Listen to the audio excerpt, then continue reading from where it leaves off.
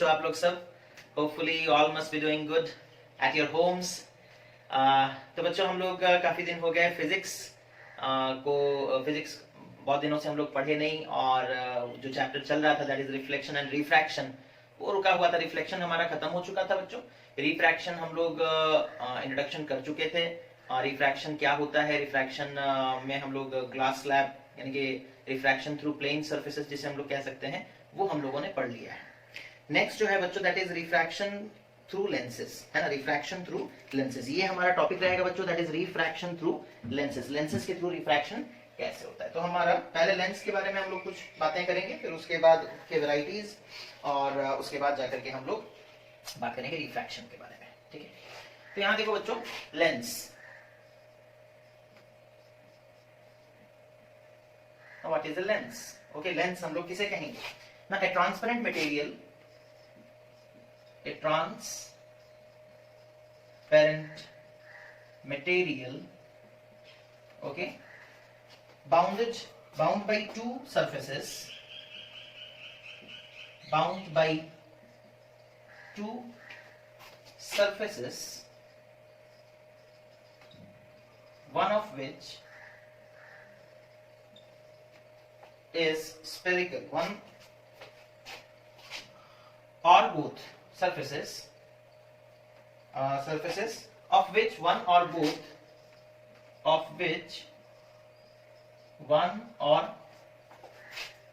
both the surfaces are spherical,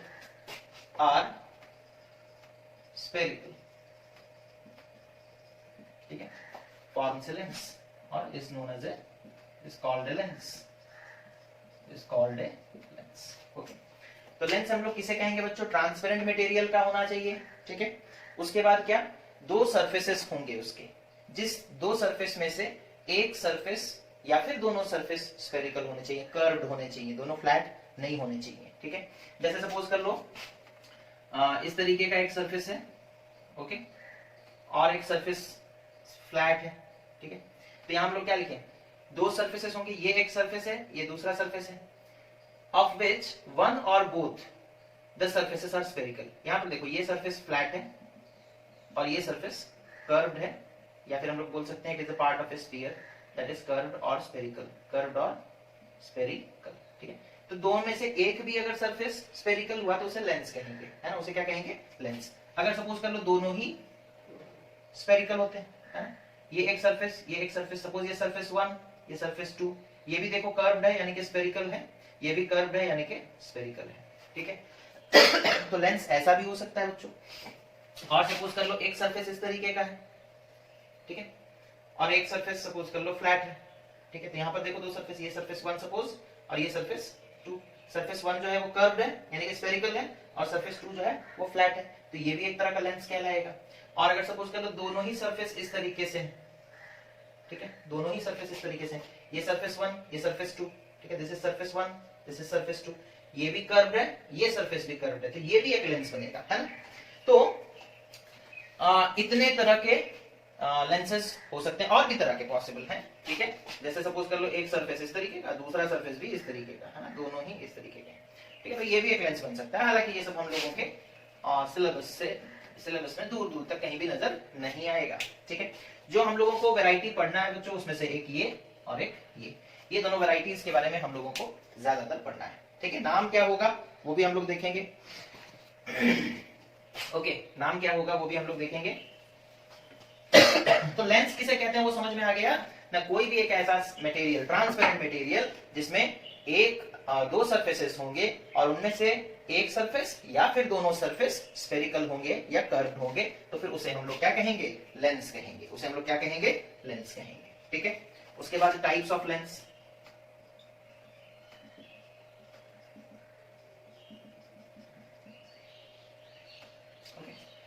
जो types of lens हमें पढ़ने हैं बच्चों, उसमें दो कैटेगरी है, एक है कॉन्वेक्स लेंस और दूसरा है कॉनकेव लेंस। ठीक है, दो कैटेगरीज हमें पढ़ने हैं, convex and concave.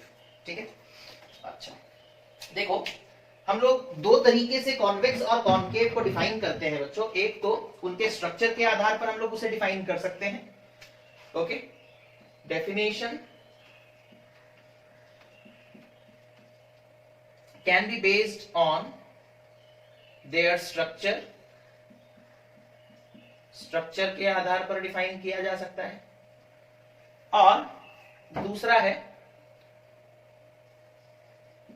There refraction, their refraction. Okay, या फिर हम लोग बोल सकते हैं देयर बिहेवियर।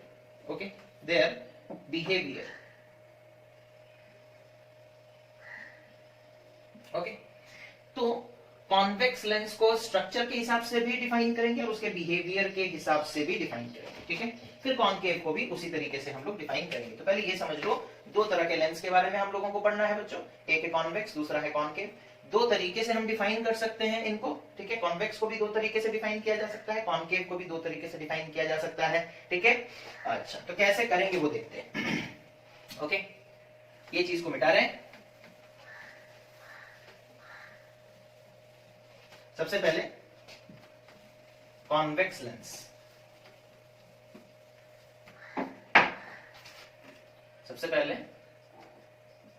कॉन्वेक्स लेंस, ये क्या होता है अकॉर्डिंग टू इट्स स्ट्रक्चर। ठीक है, हम बोले थे दो तरीके से डिफाइन किया जा सकता है ना, स्ट्रक्चर के आधार पर डिफाइन कर सकते हो और उसके बिहेवियर, उसके नेचर के आधार पर भी डिफाइन कर सकते हो। ठीक है, तो पहला definition, definition 1। okay, those lenses whose one or both the refracting surfaces, okay, those lenses whose one or both the refracting surfaces are bulging outward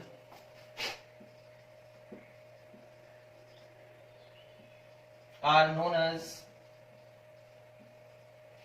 convex lens। ठीक है, तो वो लेंसेज जिनके रिफ्रैक्टिंग सरफेसेस बल्ज करते हो बाहर की तरफ, उन्हें हम लोग बच्चों क्या कहते हैं ना, कॉन्वेक्स लेंस कहते हैं। जैसे सपोज कर लो, ये देखो, ठीक है, ये हमने एक डायग्राम बनाया। अब यहां पर देखो, ये एक सरफेस है बच्चों, ये दूसरा सरफेस है। This is surface number 1, this is surface number 2। ये सरफेस देखो बाहर की तरफ बल्ज कर रहा है, बाहर की तरफ उभरा हुआ है। हम अगर इधर से देखेंगे तो ये सरफेस जो है बाहर की तरफ बल्ज कर रहा है। अगर हम इधर से देखेंगे तो सरफेस 2 भी बाहर की तरफ बल्ज कर रहा है। तो स्ट्रक्चर के आधार पर बच्चों हम लोग ये कह सकते हैं कि ये कौन सा लेंस है ना, कॉन्वेक्स लेंस है। कौन सा लेंस है? कॉन्वेक्स लेंस है। समझ में आ रहा है? ओके, इसे हम लोग कॉन्वेक्स लेंस या फिर, अच्छा, ये एक कॉन्वेक्स हो गया, बल्ज कर रहा है बाहर की तरफ, ये सरफेस और ये सरफेस, तो इसे डबल कॉन्वेक्स लेंस भी कह सकते हैं, डबल कॉन्वेक्स लेंस। बट बच्चों हम लोग इसे सिंपली, क्योंकि हम लोग जो पढ़ेंगे 10th क्लास में, वहां पर जब भी तुम्हें कॉन्वेक्स लेंस बोला जाएगा मतलब यही होता है। ठीक है, तो डबल वाला वर्ड हम लोग उतना यूज नहीं करते हैं, सिंपली हम लोग क्या लिखते हैं ना, convex lens. Simply convex lens जब भी बोला जाएगा तो तुम समझ जाओगे हम डबल कॉन्वेक्स लेंस के बारे में ही बात कर रहे हैं। डबल क्यों? बिकॉज ये सरफेस भी कॉन्वेक्स है और ये सरफेस भी कॉन्वेक्स है। ये एक रिफ्रैक्टिंग सरफेस है बच्चों, है ना, और ये एक रिफ्रैक्टिंग सरफेस है। ठीक है, दो दो रिफ्रैक्टिंग सरफेसेस हैं यहाँ पर। ठीक है, जब लाइट आकर टकराएगा तो पहले इस सरफेस में रिफ्रैक्शन होगा, फिर यहां से रिफ्रैक्शन होगा, तो दो दो जगह पर रिफ्रैक्शन हो रहा है। एक बार यहाँ पर रिफ्रैक्शन हो रहा है, लाइट बाहर से आया, सपोज कर लो इस ट्रांसपेरेंट मीडियम के अंदर घुसेगा, सरफेस से टकराया तो थोड़ा बेंड होगा, फिर अभी लाइट बाहर निकलेगा तो इस सरफेस से टकराया तो फिर थोड़ा बेंड होगा। तो this is what refracting surfaces. This is surface 1। Okay, इस सरफेस में एक बार रिफ्रैक्शन होगा और इस सरफेस में एक बार रिफ्रैक्शन होगा। ठीक है, बट हम लोग इसको पढ़ते वक्त ऐसे नहीं पढ़ते। हम लोग कैसे पढ़ते हैं? देखो, डायग्राम बुक्स वगैरह में जब हम लोग देखते हैं तो डायग्राम्स कैसे होते हैं, डायग्राम कुछ इस तरीके के आपको दिखने को मिलेंगे। सपोज कर लो ये एक लेंस है, तो आप देखोगे ऐसे लाइट आया, एक ही बार बेंड करते हुए दिखाते हैं वो लोग, है ना। डबल बार, हालांकि बेंड तो दो बार हो रहा है, एक बार इस सरफेस में भी बेंडिंग हो रहा है और इस सरफेस में भी बेंडिंग हो रहा है, दो बार रिफ्रैक्शन हो रहा है। देखो एक बार लाइट एयर से आकर मीडियम के अंदर यानी कि उस मटेरियल के अंदर घुसा, फिर उस मटेरियल से बाहर निकला, तो दो बार रिफ्रैक्शन होगा, है ना। एक घुसते वक्त और एक निकलते वक्त। मटेरियल के अंदर जाते वक्त एक बार रिफ्रैक्शन, मटेरियल से बाहर निकलते वक्त एक बार रिफ्रैक्शन। लेकिन in order to maintain the simplicity, अगर तुमसे पूछा जाएगा हम लोग क्यों नहीं शो कर रहे हैं, तो तुम बस इतना ही कहोगे कि in order to maintain the simplicity we are not showing refraction at two surfaces, just at one surface we are showing the refraction. हम लोग बस एक ही रिफ्रैक्शन शो करते हैं। समझ में आ रहा है? ओके। तो ये हो गया बच्चों कॉन्वेक्स लेंस का definition according to its structure, है ना। उसके स्ट्रक्चर के आधार पर हम लोग उसे डिफाइन किया। अब दूसरा डेफिनेशन देखो, दूसरा किस तरीके से डिफाइन कर सकते हैं, और एक तरीके से डिफाइन किया जा सकता है। द लेंस या those lens which those lenses which converges a parallel beam of light, okay, those lenses which converges a parallel beam of light towards each other, okay, towards each other are known as convex lens, ठीक है। तो यहां देखो, यहां वो क्या कह रहा है कि वो लेंसेस जो पैरेलल बीम ऑफ लाइट को एक दूसरे की तरफ मोड़ दें, रिफ्रैक्शन के बाद वो लाइट एक दूसरे की तरफ मुड़ जाएं, ठीक है। जैसे सपोज कर लो, कहां पर, यहां पर बना सकते हैं, ओके। जैसे सपोज कर लो ये एक लेंस है, parallel beam of light rays आ रहे थे बच्चों, ठीक है, ओके। ये सपोज पूरा सेंटर से गया, सीधा सीधा चला गया, बाकी सब देखो, सब सपोज कर लो बेंड होकर के एक ही पॉइंट पर सपोज क्या हो गए, इसे कहते हैं कन्वर्ज हो जाना। क्या हो जाना? Converge. After refraction they are moving towards each other, they are moving towards each other. Parallel आ रहे थे, रिफ्रैक्शन के बाद एक दूसरे की तरफ मुड़े और एक पॉइंट पर जाकर मिल गए। उस पॉइंट को भी आगे चलकर हम लोग डिफाइन करेंगे, है ना, जिसे फोकस कहा जाएगा, ओके। तो ये हो गया क्या, ये लेंस के बिहेवियर के आधार पर हम लोग उसे डिफाइन कर दिए। वो लेंस जिनके अंदर ये बिहेवियर है कि वो पैरेलल लाइट रेज को एक दूसरे की तरफ बेंड करके मीट करवा देंगे, उन्हें हम लोग क्या कहेंगे ना कॉन्वेक्स लेंस कहेंगे। The lenses which converges a parallel beam of light to a single point, ऐसे भी लिख सकते हो, है ना, towards each other भी लिख सकते हो, या फिर to a single point ऐसे भी लिख सकते हो, to a single point are known as what? Convex lens। समझ में आ गया? तो ये था बच्चों कॉन्वेक्स लेंस का डेफिनेशन, ठीक है। अब दूसरे वैरायटी के लेंस के बारे में पढ़ेंगे, इसे मिटा देते हैं, okay.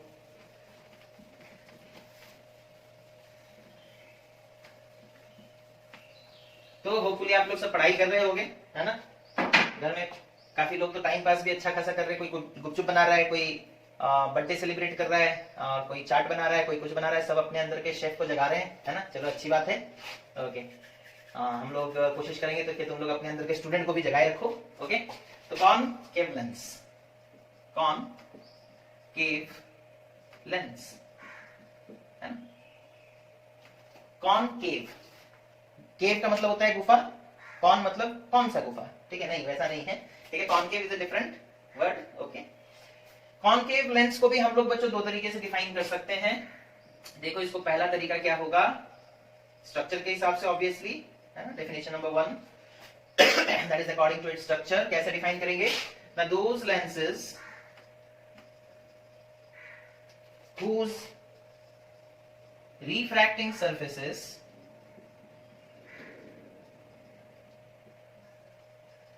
those lenses whose refracting surface or surfaces, surface मतलब एक सिंगल हो, surfaces मतलब दोनों, ठीक है। those lenses whose refracting surface or surfaces are bent inward, ठीक है, are known as concave lens, are known as concave lens, ठीक है। तो उन्हें हम लोग क्या कहते हैं बच्चों, कॉनकेव लेंस कहते हैं। क्या कहते हैं, कॉनकेव लेंस, ठीक है। चलो बढ़िया, चेक कर रहे थे दिख रहा है या नहीं, तो दिख रहा है, अच्छी बात है। ओके, तो स्ट्रक्चर के आधार पर हम लोग ये डेफिनेशन लिखें, ठीक है। वो लेंस जिनके रिफ्रैक्टिंग सरफेसेस अंदर की तरफ बेंड होते हैं, ठीक है। ये देखो, ये एक सरफेस है, दिस इज सरफेस 1, ये दूसरा सरफेस, सरफेस 2, दो सरफेसेस हैं, ठीक है। और ये दोनों अंदर की तरफ बेंड है, देखो, है ना। ये सरफेस इस तरीके से अंदर की तरफ बेंड है और ये वाला सरफेस इस तरीके से अंदर। इधर से आप देखोगे तो ये सरफेस अंदर की तरफ बेंड है, इधर से आप देखोगे तो ये वाला सरफेस अंदर की तरफ बेंड है। तो दोनों सरफेसेस अंदर की तरफ बेंड है, यानी कि ये कैसा लेंस है ना, कॉनकेव लेंस है। कैसा लेंस है, कॉनकेव। ओके, उसका दूसरा डेफिनेशन बिहेवियर के आधार पर, ओके, दूसरा definition, okay. Now those lenses, just उसका ऑपोजिट है, those lenses which diverges a parallel beam of light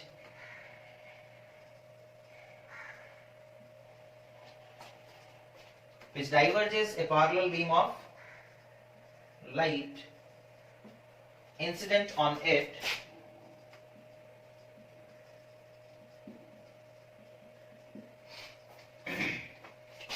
is known as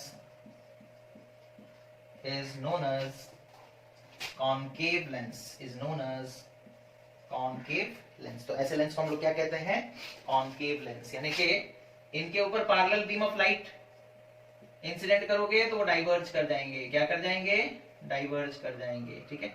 suppose कर लो ये parallel beam of light raise हैं, पैरेलल आ रहे थे, डिस्टेंस उनके बीच में हमेशा बराबर बराबर ही रह रहा है, बट क्या हुआ ना, रिफ्रैक्शन के बाद एक इधर भाग गया, एक इधर भाग गया, एक इधर भाग गया, एक इधर। देखो अब इनके बीच में जो दूरी है वो बढ़ता जा रहा है बच्चों, देखो, है ना। इस पॉइंट और इस पॉइंट में देखो डिस्टेंस इतना है इन दोनों के बीच में।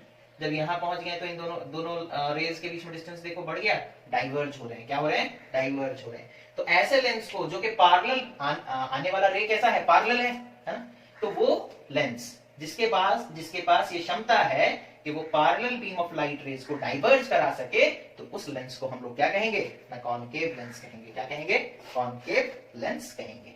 समझ में आ गया, कॉनकेव किसे कहते हैं, ठीक है। ओके,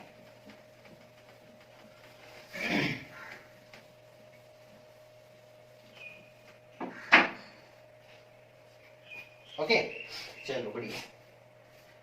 अब उसके बाद टर्म्स रिलेटेड टू लेंस, ठीक है। Terms related to lens, okay. Terms related to lens, जैसे टर्म्स रिलेटेड टू मिरर हम लोग पढ़े थे, स्फेरिकल मिरर, है ना। यहां पर उसी तरीके से टर्म्स रिलेटेड टू लेंस हम लोग पढ़ेंगे, ओके। प्रिंसिपल एक्सिस वो आप जानते हो क्या होता है ना, ऑप्टिकल सेंटर, कुछ इस तरह के टर्म्स आएंगे, ओके। तो इन सब के बारे में हम लोगों को डिस्कशन करना है। दिख रहा है आपको,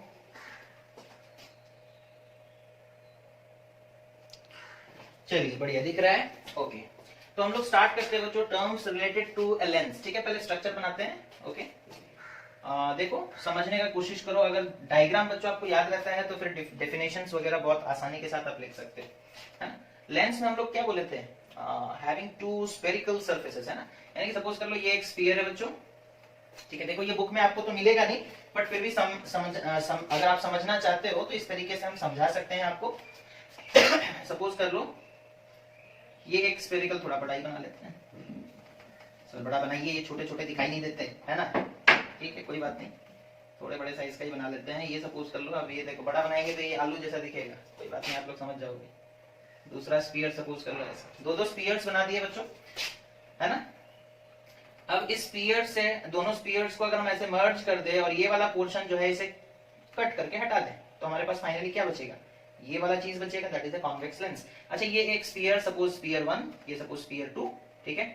इस स्फीयर का एक सेंटर होगा बच्चों और इस स्फीयर का भी एक सेंटर होगा या नहीं, ठीक है। चलो, हमें सेंटर से मतलब था, सपोज इसे हम बोले जैसा कि सपोज इसे बोलते हैं सेंटर C1, इसे सेंटर C2, C से रिप्रेजेंट किया जाता है।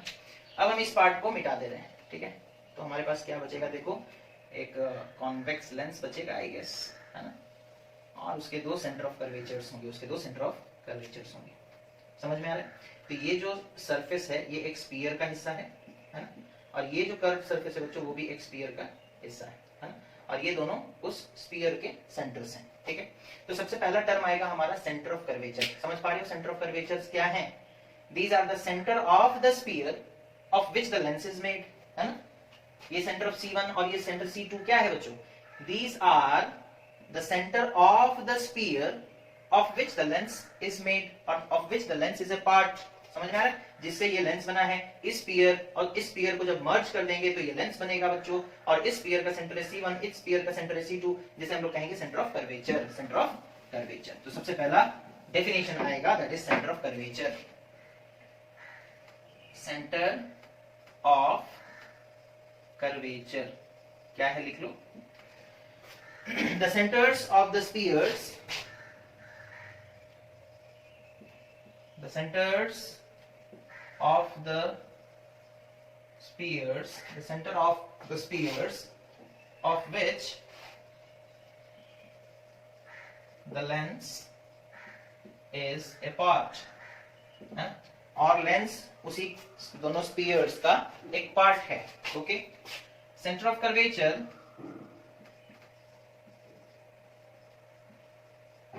is denoted by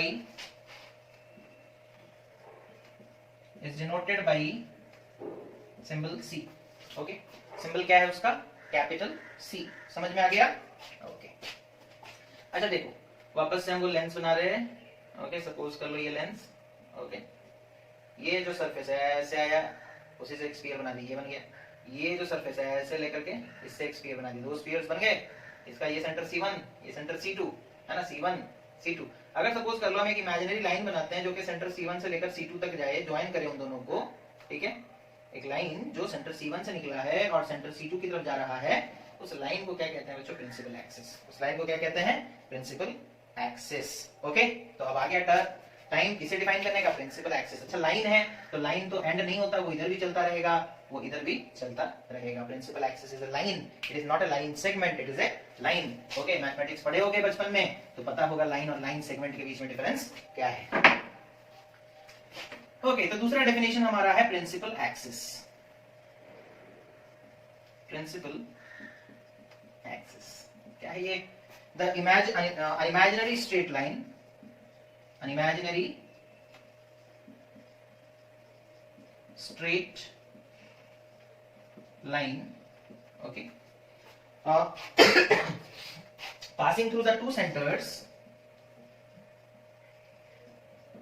passing through the two centers of curvature, passing through the two centers of curvature, okay, of a lens is called principal axis, is called principal axis। तो समझ में आ गया बच्चों principal axis किससे कहते हैं? Diagram बनाकर भी आपको दिखाया गया है, ओके, ठीक है। उसके बाद आते हैं हम लोग ऑप्टिकल सेंटर। ऑप्टिकल सेंटर, ये देखो, जैसे सपोज हम लोग यहाँ पर एक लेंस बना रहे हैं, इस लेंस का पूरा ज्योमेट्री के हिसाब से, है ना, जो मिड पॉइंट होगा, जो सेंटर होगा, उसे ऑप्टिकल सेंटर कहते हैं। उसे क्या कहते हैं? ऑप्टिकल सेंटर, ठीक है। ज्योमेट्री के हिसाब से जो पूरा बीच वाला पॉइंट होगा बच्चों, उसे हम लोग क्या कहते हैं? Optical centre. उसे हम लोग क्या कहते हैं? Optical centre. समझ में आ रहा है? बहुत आसान सा चीज है। ऑप्टिकल सेंटर क्या है ना? The central point of A lens, ठीक है। The central point of a lens is known as optical center, is known as optical center, ठीक है, is known as optical center। Denote किससे करते हैं बच्चों? O से। सिंबल क्या यूज किया जाता है? O, ठीक है। सिंबल क्या यूज किया जाता है? O, ठीक है। और एक तरीके से भी इसे डिफाइन किया जा सकता है, और वो क्या है? वो लिख लो, इंपॉर्टेंट भी है, ठीक है। और देखो हम इसे कैसे डिफाइन करेंगे अभी ना। ऑप्टिकल सेंटर लेंस का वो पॉइंट है, ठीक है, ऑप्टिकल सेंटर लेंस का वो पॉइंट है जिसके तरफ अगर कोई लाइट को तुम भेजते हो तो वो सीधा सीधा चला जाएगा without any refraction, without any bending, ठीक है। ओके, इसका एप्लीकेशन पूरा है, तो देखो कैसे हम लोग करेंगे ना। It is that point, it is that point inside a lens, it is that point inside a lens such that any ray incident towards it, any ray incident towards it passes undeviated, बिना किसी deviation के वो सीधा सीधा चला जाएगा, passes undeviated। ये भी इंपॉर्टेंट है बच्चों, इसे भी लिख लो।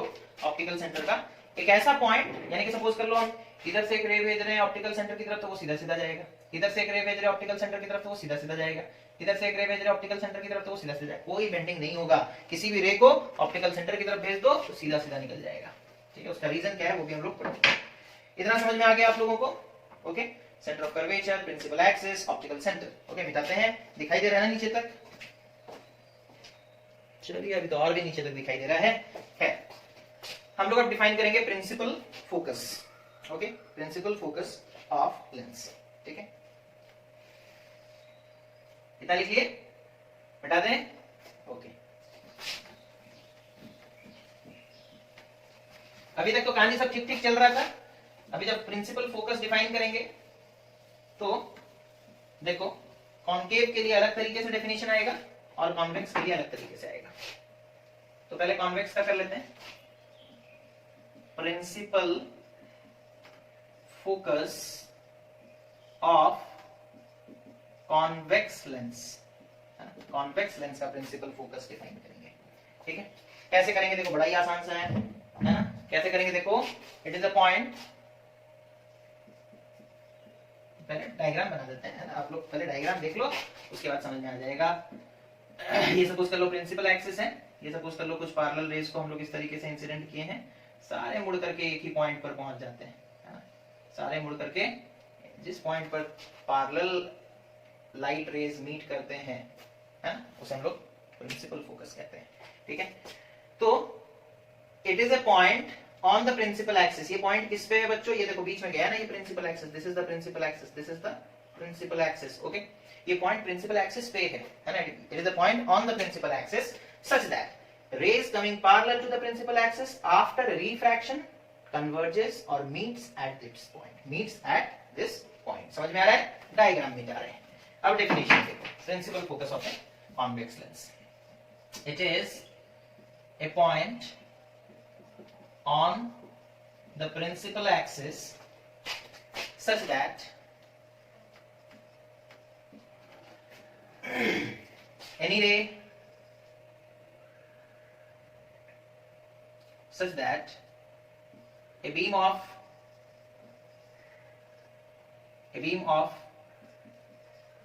parallel, a beam of light rays parallel to the principal axis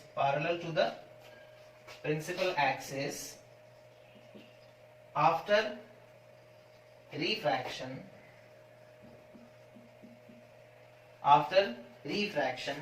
meets at this point,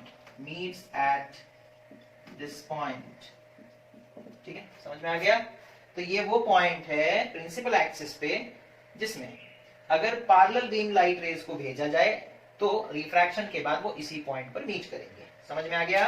okay, अब उसके बाद ये गया किसका? कॉन्वेक्स लेंस का, ठीक है, इसे मिटा रहे हैं। उसके बाद किसका बच्चों? दैट इज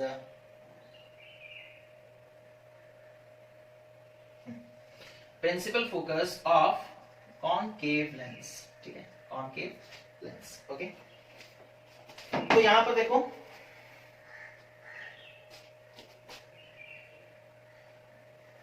इसे हम लोग कैसे डिफाइन करेंगे ना। It is a point diagram बनाइए सर। डायग्राम नहीं बनाते, समझ में नहीं आता। ठीक है, देखो डायग्राम कैसे बनाएंगे। पहले डायग्राम बना लेते हैं, फिर उसके बाद डेफिनेशन लिखेंगे। ठीक है, ये सपोज एक कॉनकेव लेंस है, ये सपोज उसका प्रिंसिपल एक्सिस। काफी अच्छा डायग्राम बनाए हैं सर, थोड़ा मिटा कर और अच्छे से बना दीजिए। ये बना, देखो बढ़िया डायग्राम है ना। ओके, तो ये सपोज कर लो कॉनकेव लेंस। ओके, इसके ऊपर हम लोग पैरेलल लाइट रेज इंसिडेंट करेंगे बच्चों। ठीक है, पैरेलल लाइट रेज इंसिडेंट करेंगे। ये सारे लाइट रेज जो हैं वो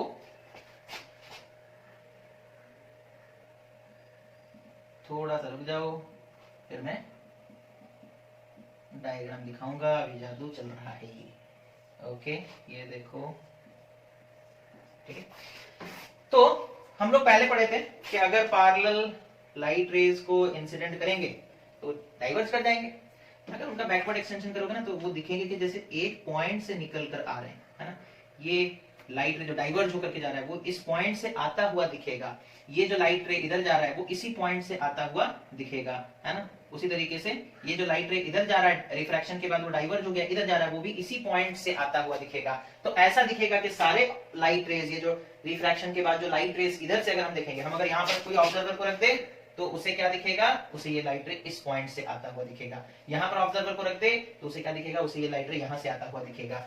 तो ऑब्जर्वर के लिए इस साइड में अगर ऑब्जर्वर खड़ा होगा बच्चों तो उनको ये सारे रेज कहां से आते हुए दिखेंगे, एक सिंगल पॉइंट से। ये सिंगल पॉइंट कहां है, प्रिंसिपल एक्सिस पे है ना। और ऐसा लग रहा है कि सारे रेज वहीं से निकल कर आ रहे हैं, सारे रेज वहीं से निकल कर आ रहे हैं। समझ में आ गया? इसी को फोकस करेंगे।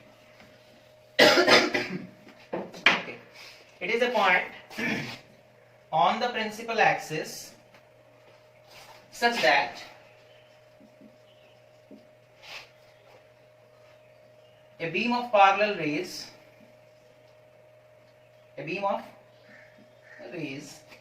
parallel to the principal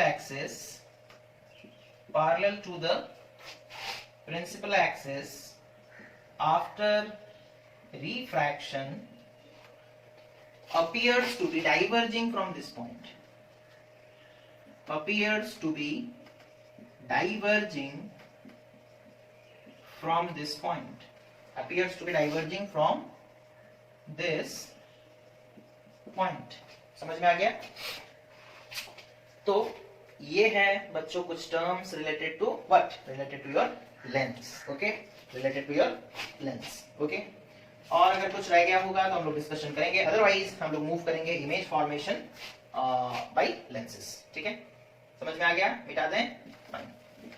तो आज का ये वीडियो यहीं पर रोक देते हैं बच्चों, काफी लेंथी हो जाएगा अदरवाइज। तो आप लोग होपफुली पढ़ाई कर रहे होंगे, और अगर नहीं कर रहे हैं तो पढ़ाई कीजिए, बिकॉज भले ही मतलब हो सकता है कि सीबीएसई अपने कोर्स को थोड़ा कम कर दे बच्चों, है ना। ये भी हो सकता है कि सितंबर या फिर अक्टूबर या नवंबर, पता नहीं, ऊपर वाले को ही पता है कि कब सारा चीज वापस से नॉर्मल होगा और स्कूल्स और वगैरह खुलेंगे। तो दैट डजंट मीन कि बच्चों हम लोग अपने लाइफ में जो इस एज में जो हमें पढ़ाई सीख लेना चाहिए उस पढ़ाई को हम लोग इग्नोर करते हैं, है ना। उस पढ़ाई को इग्नोर करोगे तो फिर वो पढ़ाई फिर दोबारा कभी नहीं पढ़ने का मौका मिलेगा, है ना।